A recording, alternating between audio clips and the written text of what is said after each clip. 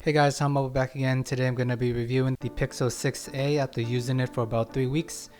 I know there has been a lot of attention around the Galaxy Z Fold and also the Z Flip, but those phones are $1,000 to $1,800. This is the more practical choice for most people, comes in at $450. First I'll start off with the battery life. It usually lasts me about 10 hours or so. I wake up at about 7 a.m. in the morning, and if I do not charge it at all throughout the day, it will die around 5 p.m. or so. So if you work a typical 8-hour day, if you use your phone for 5 hours straight, I think you might be okay. But I always have a charger nearby anyway, so as long as you charge it throughout the day, it should be enough to make it through later in the evening.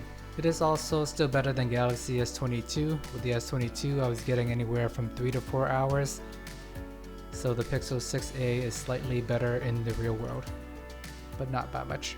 It also have 18-watt fast charging, could be a little bit better, but this is the budget version, so they gotta make cuts somewhere, but it is still enough to last a normal day. The screen itself is about 6.1 inches compared to the iPhone SE, which is about a similar price. Theirs come in at 4.7, so you are getting a bigger display here for the mid-range price. One of my favorite features on the Google Pixel 6a is that it automatically tells you what song it is playing in the background. So if you're walking through a store or if you're at a friend's house, they have music playing in the background. So anywhere you are, it just automatically listens to your surrounding, and whatever song is playing, it will capture that for you, so you don't even need to look it up. I think that's pretty cool. I remember when I used the Pixel 6, this feature was turned on by default, but in the 6a I have to dig for it in the setting to actually turn it on. So just something to keep in mind if you don't notice it. And it conveniently just show up on your always on display if you choose to have that option turned on. And once you use it for the first time, I decided to include a shortcut on my home screen so I can just click on it whenever I'm free. And as you can see, as I'm scrolling through here, you basically see all the songs that I pick up throughout the week. So if you suddenly remember, oh, last Saturday I heard this song I like at Walmart or something, and you can just go back and find that song. Or it's just there, you can go in right away. If you hear something you like, you can just click on it, you can favorite it, add it to your YouTube playlist or Spotify, whatever music of you're choosing. Either way, it's already captured in there, so which is super cool and convenient. I'm pretty sure somewhere in the world of the App Store you can find an app that does this, i.e. Shazam or all that, but it's nice to have it in natively so you don't need to have another extra app. And when I first unboxed the phone, I was super excited because I was getting tired of the S22 and all its shenanigans, bad battery life. It always gets really hot and in general have poor performance. But after walking around initially with the Pixel 6a, the diminishing marginal returns kick in pretty quickly.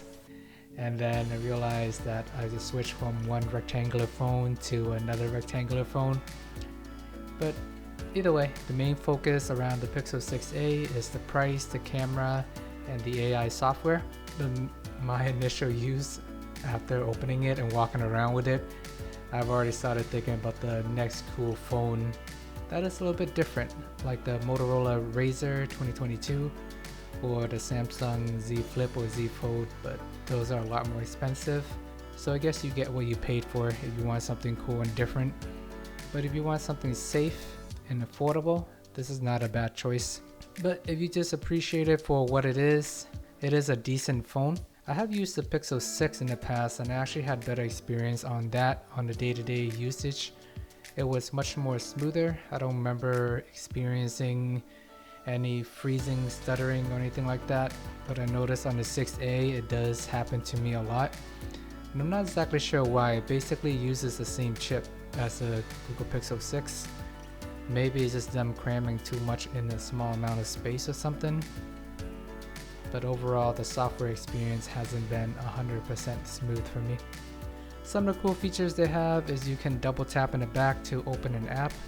Perhaps you can use Snapchat or camera. I personally think this feature is a little gimmicky. I always forget that it is a feature, so I almost never use it. Maybe because I'm always used to just double tapping my power button to turn on the camera. So I had to set that way, and that is the default option I always use. It's nice to see that the Pixel 6a does have IP67 water resistant, which is not always the case for mid-range phone, but I'm glad that they did include it in here. I would not recommend showering with it though, because if the ports get wet, then you cannot charge the phone. I made that mistake during my first night, and I cannot charge my phone all night. In other flagship phones, you can just slap a wireless charger and it'll be fine for the night, but the Pixel 6a does not have wireless charging.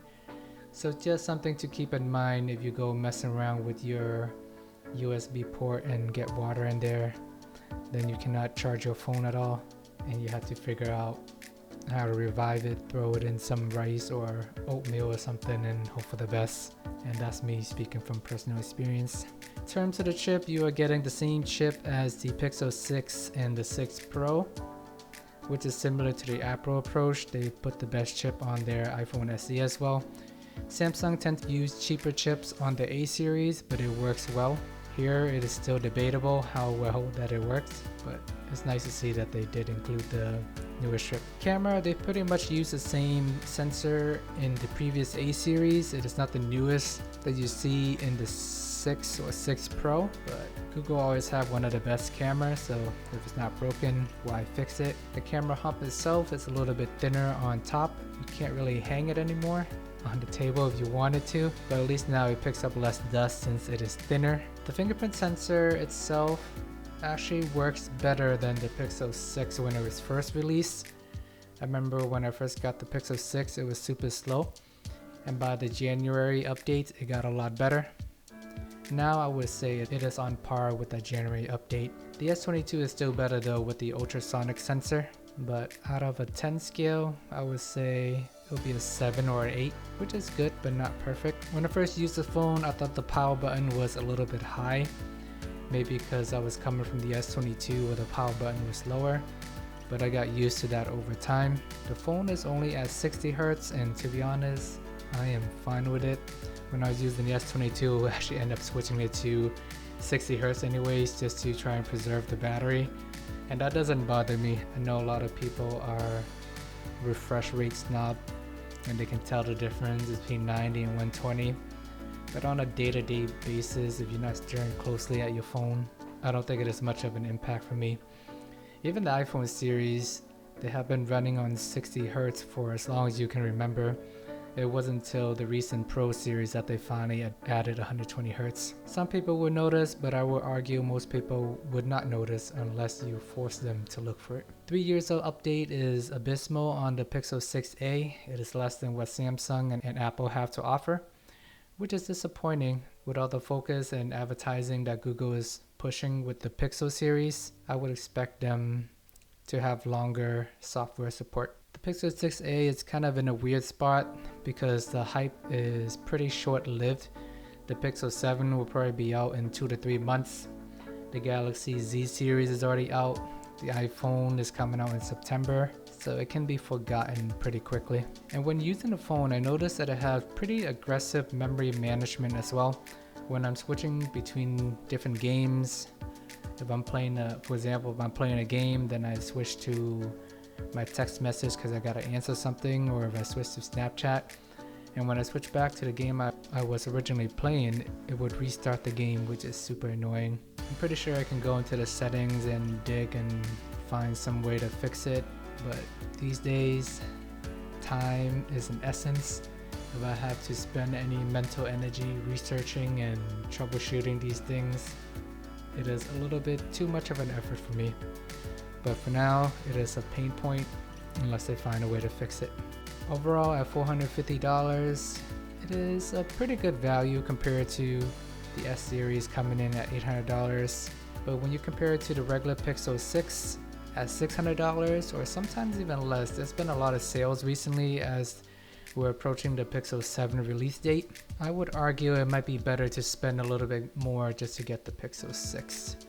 Unless you are on a really tight budget. But spending that extra $100 or $150 or so for the Pixel 6, You do get the bigger phone, you get the bigger battery life, 90 Hz built in, and wireless charging as well.